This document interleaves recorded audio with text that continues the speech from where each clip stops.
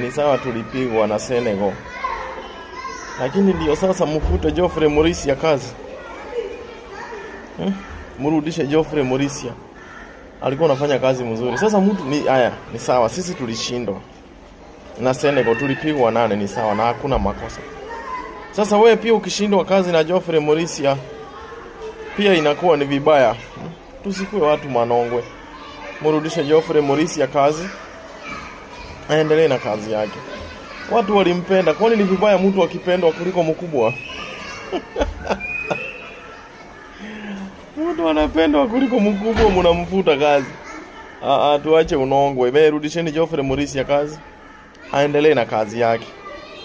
Ama afanye alafu tutajua venye tutafanya. Wewe Geoffrey Morisia afanya kazi yako. Tutaona venye tutaweza fanya. Kenya ni yetu sisi wote na Nairobi ni yetu. Thank you.